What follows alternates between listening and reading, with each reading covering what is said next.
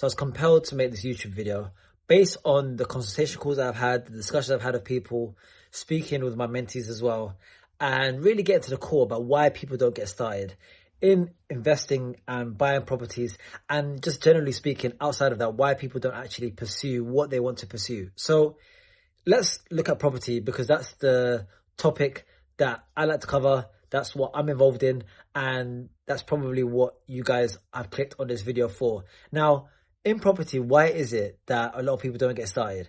And let me tell you, it's not because they don't have the funds. It could be, don't get me wrong, but a lot of times that's not the reason. It's not because they lack the knowledge, because there's a lot of information out here.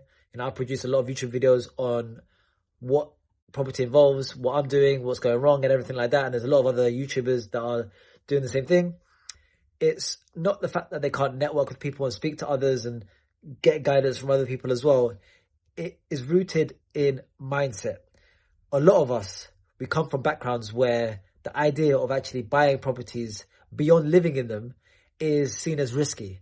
And we just can't fathom putting 20, 30, 40, 50, 60 plus £1,000 into properties, because now we put it somewhere, we are scared that we could lose it.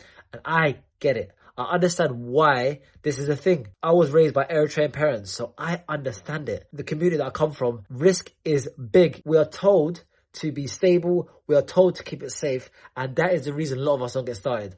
I speak to a lot of people that actually have the amount of money to be able to buy multiple properties, that are able to buy blocks of flats, but they'd rather that money just sit in their account. Not because they're lazy, not because they don't know what to do, not because they've not got the guidance. It's down to the fact their risk tolerance is not high. Now, I'm not saying that we should be reckless with our money, not at all. But I do think there's an argument that we should be taking calculated risks. You do the risk assessment up front, you analyze the deal, and then at that point, you take the leap of faith. Because property, on the most part, is quite forgiving.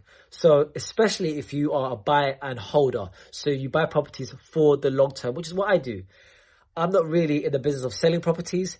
I'm in the business of buying and holding. It's what I've done. I've never sold one property. I've currently got 6, and I'm really looking to buy more this year. And for me, as long as you don't buy in a horrible area and you hold onto that property for a period of time, then it'll be very hard to make a loss. As long as you structure your deal in the right way. So a lot of times now it makes more sense to buy a limited company. So if you do that, you look in the right areas, you do your deal assessment, you understand what tenant type is in the area. As long as you're doing this, then you're going to be in a good position to be able to buy properties and make money from property. So I understand it. I get it. I get it very much. If you do have money sitting there and you're just worried and you're scared, because I come from a background and from a community where that is rife. You know, I see others where they just want to hold on to their money, and the idea of letting it go and actually investing it into other things seems scary. You know, when I tell people I buy properties, when I tell people I've got money in the stocks such as ISA, crypto, I always get people, you know, saying, oh God, I couldn't do that. Or they don't understand it, or they don't even want to understand it more so. It's not even about that they don't understand it, because we've seen assets and what they do, whether it's in the UK or outside of the UK, property prices over time go up. You know, when we look at stocks such as ISA, especially things like the S&P 500, which is top 500 companies in the US, when we look at even crypto, generally speaking, as long as you invest in the right cryptocurrencies, over time, these things go up. Now, focusing on property is a safe asset class, a lot safer than crypto, for example. And as I say, as long as you're buying in the right area, if you are buying leaseholds, you're not buying any leases which have extremely high service charges or could be prone to high service charges. As long as you're buying in a decent area where there's going to be decent tenants that are going to be living in your property, you will be fine.